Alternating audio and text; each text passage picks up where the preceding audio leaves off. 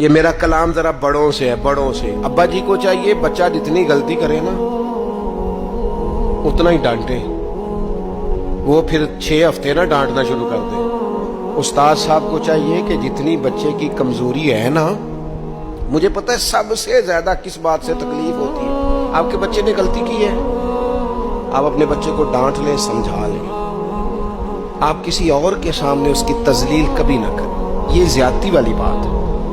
آپ اسے رسوا نہ کریں، بتائیں کسی ایسے شخص کو جس سے آپ کو امید ہے کہ آپ کو مشورہ دے گا یا اسے سمجھائے گا، لیکن گلی گلی کھڑے ہو کے اپنے آپ کو مظلوم ثابت کرنے کے لیے اس کی توہین نہ کریں، یہ انداز درست نہیں ہے۔ اس سے بچوں کی انسلٹ ہوتی ہے، وہ کمزور پڑ جاتے ہیں۔ ہر جگہ رونا رونا میرے بچے اچھے نہیں، میں بڑا پریشان، کیا بات کر رہے ہیں آپ؟ یہ بچہ تو آپ کی کمائی ہے، اساس ہے، حسن ہے، نسل ہے، اصل ہے، اور اس قدر زیادہ تکلیف دینا، جگہ جگہ شکایتیں، جگہ جگہ باتیں۔ ہمارے بچے ہمارے ہیں نا، تو ان کی عزت کس کی ہے؟ کیوں ہم گلی گلی اپنے بچوں کی رسوائی کرتے ہیں؟ کیوں کمزوریاں؟ اور جن کو ہم خیر خواہ سمجھ کے بتا رہے ہوتے ہیں نا، وہ آگے جا کے مزے لے لے کے بتاتے ہیں۔ تو نقصان کس کا ہوا؟ ہمارا، ہمارے قبیلے کا، ہمارے گھر کا۔ یہ دیکھیے ذرا، حضرت عمر رضی اللہ تعالیٰ عنہ مزاج کے لحاظ سے سخت ہیں۔ ایک نوجوان آیا، اس نے آ کے رونا۔ یہ پہلو آپ نے ضرور یاد رکھنا ہے میرے سیدنا فاروق اعظم کا، ہمارے امام، ہمارے قائد، ہمارے لیڈر، رہنما، مقتدا حضرت فاروق اعظم رضی اللہ، یہ انداز ضرور یاد رکھیے گا۔ حضرت عمر فاروق کا یہ طبقات ابن سعد میں موجود ہے۔ نوجوان آیا اور آ کے رو ہی پڑا۔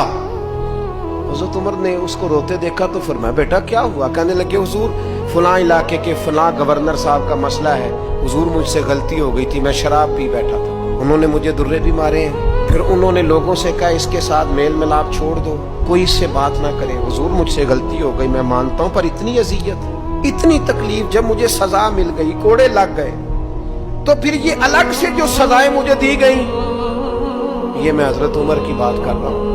میں نے جب یہ پڑھا تھا تو میں رو پڑا تھا۔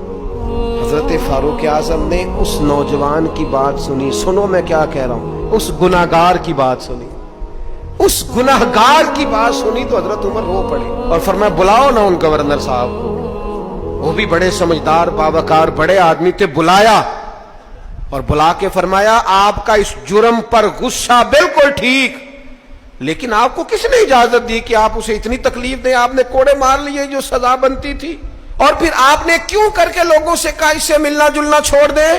فرمایا، اب میں آپ کو حکمن کہتا ہوں، اگر آج کے بعد آپ نے کوئی ایسا کام کیا تو میں آپ کو سزا دوں گا۔ فرمانے لگے، آپ نے کہا تھا نا لوگ ان سے ملے جلے نہ، فرمایا اب آپ ہی لوگوں سے کہیں ان سے ملاقات شروع کریں۔ جب انہوں نے توبہ کر لی، اپنا گناہ مان لیا، جب اقرار کر لیا، معافی مانگ لی، اب سزا کا کیا معنی ہوا؟ اب تکلیف کا کیا معنی ہوا؟ سیدنا فاروق اعظم رضی اللہ تعالیٰ عنہ فرمانے لگے، اگر یہ سچی توبہ کر لے تو پھر تو ان کی گواہی بھی قبول کی جائے گی، ان کی گواہی تک ہم قبول کریں گے۔ وہ کسی نے کہا تھا، الجھے الجھے بکھرے بکھرے روز و شب دیکھے گا کون، لوگ تیرا جرم دیکھیں گے سبب دیکھے گا کون۔ لوگ معافی نہیں دیتے، لوگ درگزر ہی نہیں کرتے، انسانوں سے غلطیاں ہو جاتی ہیں، لیکن اگر کسی نے توبہ کر لی، اور صحیح حدیث میں موجود ہے، نبی پاک علیہ السلام نے فرمایا، اگر کبھی کسی بندے سے کوئی گناہ ہو گیا پھر اس نے توبہ کر لی، اگر کسی نے اس بندے کو دوبارہ وہ گناہ یاد کرایا تو اللہ تعالیٰ اس بندے کو یاد کرانے والے کو سزا دے گا، مرنے سے پہلے اسے بھی اس گناہ میں مبتلا کر دے گا۔